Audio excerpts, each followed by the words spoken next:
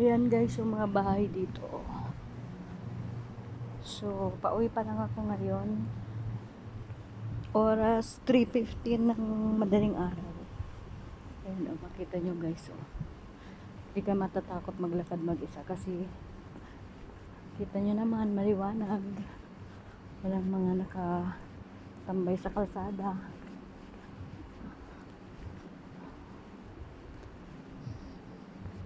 Ayan yung mga bahay, mga villa.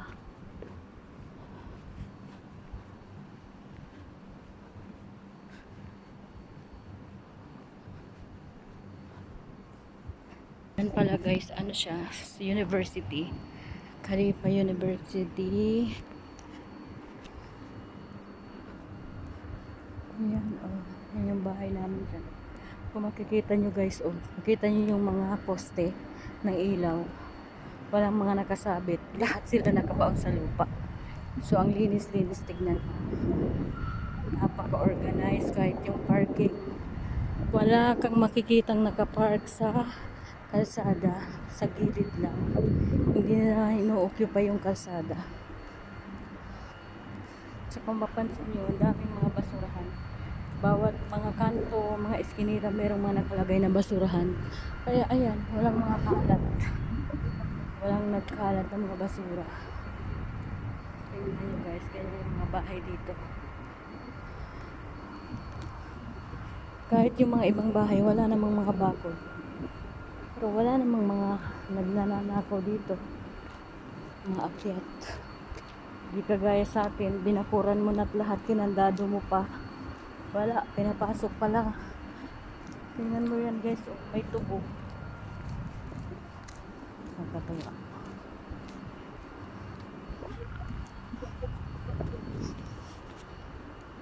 Yan, malapit na sa bahay namin.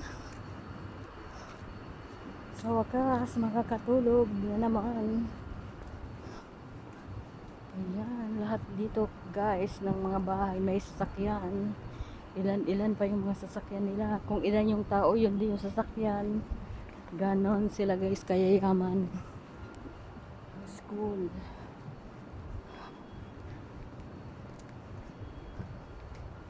Grabe, sobrang humid pa. Init. Yan yung mga bahay guys. Pakita ko sa iyo sa inyo gaano kalaki yung mga kalsada dito.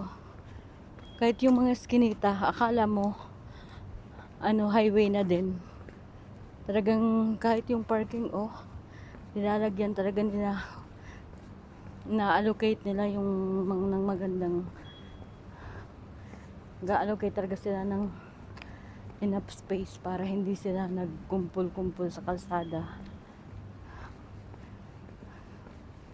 Kahit nga guys naka-parking na, pagka hindi pa maayos, nako, makita mo na ng umaga may ticket ka or makaka-receive ka na lang ng SMS. Ayan guys, tingnan nyo naman gaano ka luwag ang kalsada. Sobrang linis din yan, tahimik ang gabi. Yan, nandyan na yung bahay namin sa kanto. So, off ko na.